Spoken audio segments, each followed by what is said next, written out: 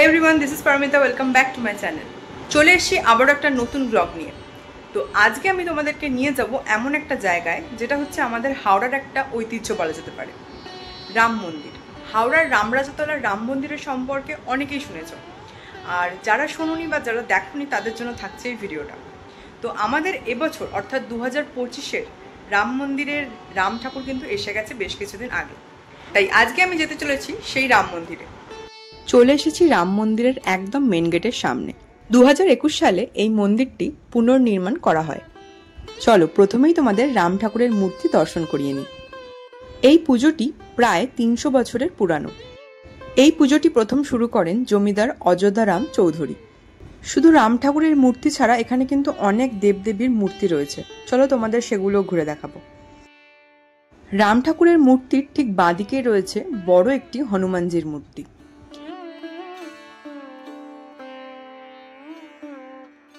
এখানে পুজো দেওয়ার জন্য ভিতরে রয়েছে মিষ্টির দোকান, সেখান থেকে তোমরা মিষ্টি বা প্রসাদ কিনে নিতে পারো, আর তার সাথে নিয়ে নিতে পারো ডালা। ডালার দাম এখানে মাত্র 30 টাকা, যেটা রয়েছে মন্দিরের ভিতরেই। চলো এবার পুজো দেওয়াটা কমপ্লিট করে নিই।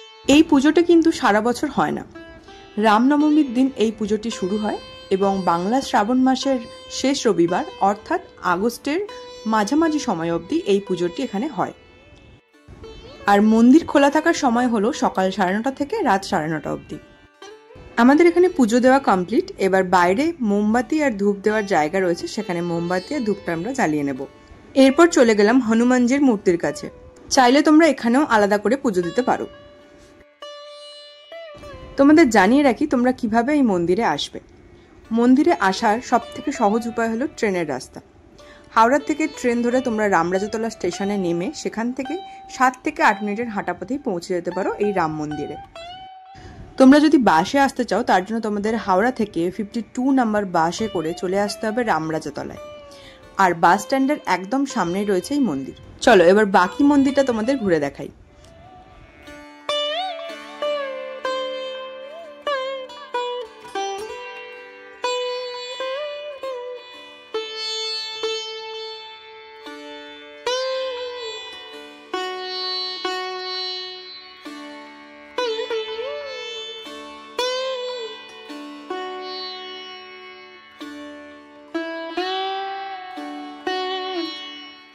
মন্দিরের ভিতরে অনেক দোকানপত্র রয়েছে, দেখতেই পাচ্ছ। এখানে বিভিন্ন রকমের জিনিস তোমরা কিনতে পারো।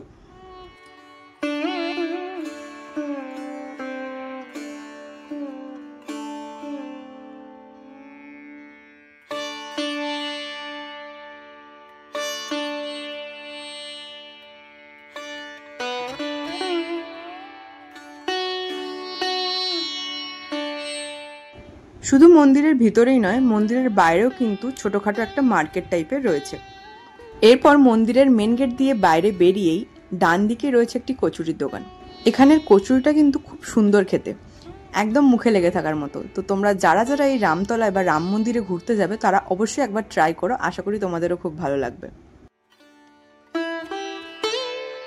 আমাদের হাওড়ার এই ঐতিহ্যবাহী রাম মন্দিরের সমস্ত তথ্যই কিন্তু আমি ভিডিওর মাধ্যমে শেয়ার করেছি। যারা এখনো অবধি আসেনি তারা অবশ্যই একবার ঘুরে যেও, আশা করি তোমাদেরও খুব ভালো লাগবে। তো এই ছিল আজকের ভিডিওটা কেমন লাগলো অবশ্যই কমেন্ট করে জানিও। ভিডিওটা ভালো লাগলে একটা লাইক করে দিও, নিজেদের ফ্রেন্ডস এন্ড ফ্যামিলির সাথে ভিডিওটা শেয়ার করো, আর আমার চ্যানেলে যারা নতুন চ্যানেলকে সাবস্ক্রাইব করে দিও, পাশে থাকা বেল আইকনটা অন করে দিও যাতে তোমরা অল নোটিফিকেশন টাইমলি পেয়ে যাও। তো আজকের ভিডিও এতটাই, দেখা হচ্ছে নেক্সট ভিডিওতে। আজকের মতো টাটা।